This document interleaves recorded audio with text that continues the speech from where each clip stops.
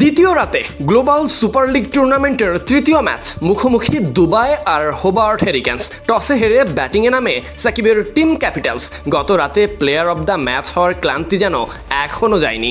বাংলাদেশি সমর্থকদের প্রত্যাশাও এই ম্যাচ ঘিরে তাই স্বাভাবিকভাবে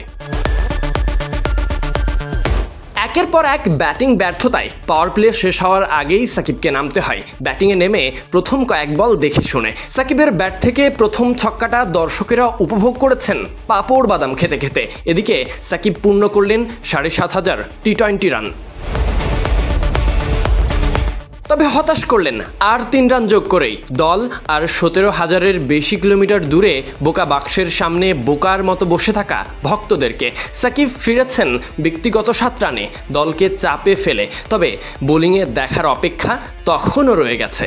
সাকিবের পারফরমেন্সের চেয়ে বড্ড বেশি আলোচনায় ১০,০০০ বছরে একবার জন্মাবে কিনা। রাতে সাকিবকে নামতে হবে আবারও সব আলো কেড়ে নিতে, পারফরমেন্সের ঢেউয়ে সবকিছু উজাড় করে দিতে। তবে ব্যাট হাতে পারেননি, অপেক্ষা বল হাতে। তবে এর মাঝে বৃষ্টি বাধায় সবাইকে দৌড়াতে হয় প্যাভিলিয়নের পথে।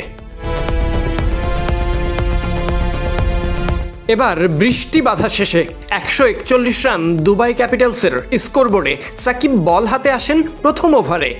প্রথম বল ডট, দ্বিতীয় বল ওয়াইড, এরপর আসে বাউন্ডারি। আফসোস সাকিবের চোখে মুখে। দ্বিতীয় ওভারে একখানা উইকেট তোলে মুস্তফা। পরবর্তী ওভারে আবারও সাকিবকেই ভরসা। তবে 2 বাউন্ডারি আর 2 সিঙ্গেলে ওভার প্রতি ১০-১০ করে ২০ রান খরচা। হোবার্ট হেরিকেন্সের উইকেট কিপার ব্যাটার ম্যাকডরমাট এই অস্ট্রেলিয়ানের দুর্ধর্ষ ব্যাটিংয়েই অনেকটা ছিটকে গেছে দুবাই। সাকিব বলে আসেন ৮ম ওভারে 1 বাউন্ডারি আর 1 সিঙ্গেলে ৫ রান খরচা করে তাণ্ডব শুরু করে ম্যাকলিস্টার রাইট।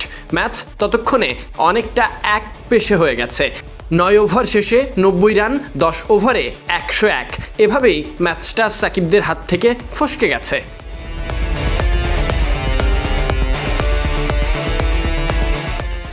অলরাউন্ডার কি আজ নিষ্প্রাণ যখন পূর্ণ হলো স্বীকৃত ৭,৫০০ টি-20 রান? বল হাতেও ছিল রেকর্ডের অপেক্ষা। তবে দলীয় ব্যর্থতায় সাকিবের পারফরমেন্সও যেন দায়সারা। ৪ ওভারে আজ ৩৪ রান খরচা।